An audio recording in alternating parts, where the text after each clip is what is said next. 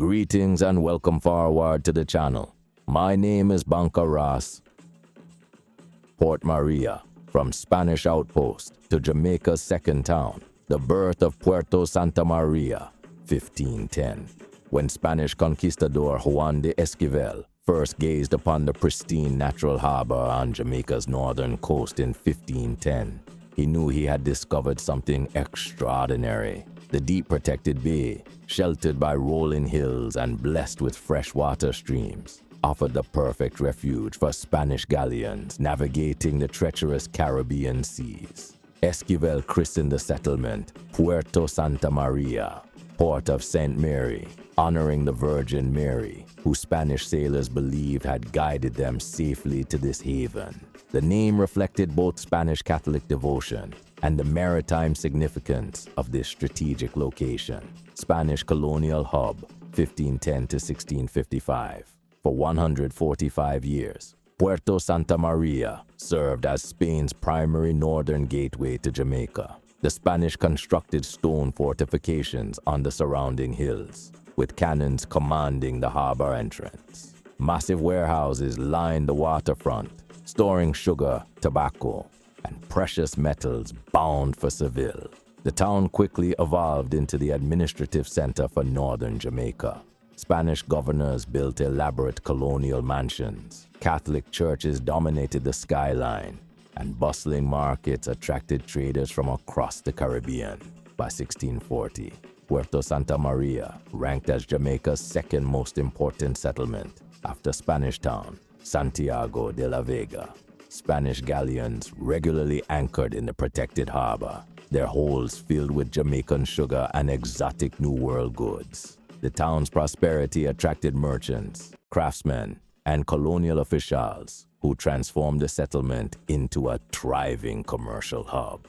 English conquest and transformation, 1655. Admiral William Penn's English fleet captured Jamaica in 1655, recognizing Puerto Santa Maria's strategic value immediately. The English anglicized the name to Port Maria while preserving its connection to St. Mary, understanding that controlling this harbor meant controlling northern Jamaica's economy. Unlike Spanish Town, which required costly overland transport to reach the coast, Port Maria offered direct maritime access to England. This advantage proved crucial as Jamaica transitioned from Spanish colony to British sugar powerhouse. Rise to prominence. Under British rule under English administration, Port Maria flourished beyond Spanish expectations. British engineers expanded the harbor facilities, constructed new wharves, and established sugar processing plants along the waterfront. The town's population swelled with English settlers, Scottish merchants, and skilled craftsmen seeking Caribbean fortunes.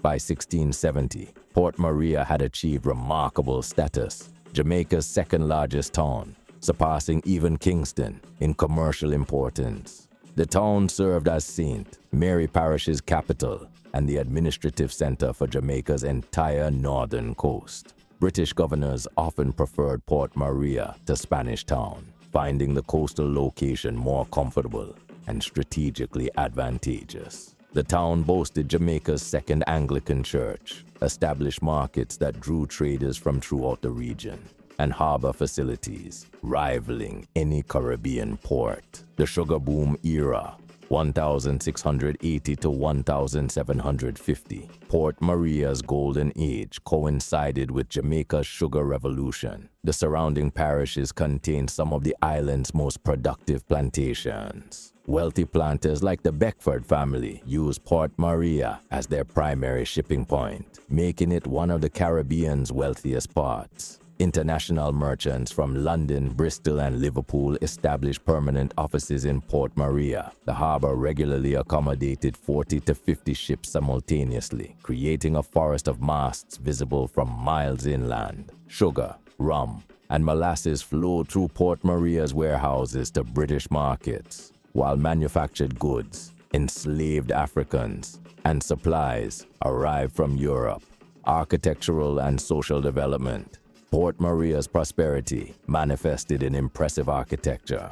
Georgian-style buildings lined the main streets, reflecting the wealth generated by sugar trade. The town featured sophisticated amenities, unusual for Caribbean settlements: a public market, Anglican church, government buildings, and merchant houses that rivaled those in English provincial towns. The social hierarchy reflected colonial Jamaica's complex structure. English planters and merchants occupied the top tier, followed by Scottish and Irish traders, free people of color, and enslaved Africans, who provided the labor that sustained the town's economy. Strategic military importance. Port Maria's harbor made it strategically vital during frequent Caribbean conflicts. British naval vessels used the port as a base for operations against Spanish and French colonies. The town's fortifications, enhanced from the original Spanish structures, protected valuable sugar shipments and served as a refuge during pirate attacks. Gradual decline and Kingston's rise. Port Maria's status as Jamaica's second town lasted until the mid-18th century. Kingston's superior natural harbor, central location, and better road connections gradually shifted Jamaica's commercial focus southward. The devastating 1692 Port Royal earthquake, which created Kingston's harbor, marked the beginning of Port Maria's relative decline.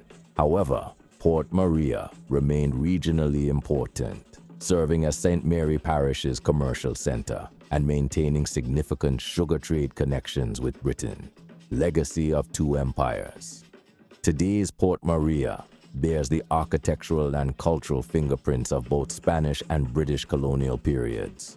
The town's layout reflects Spanish urban planning principles, while Georgian buildings demonstrate British influence. Street names preserve both linguistic traditions, creating a unique cultural blend.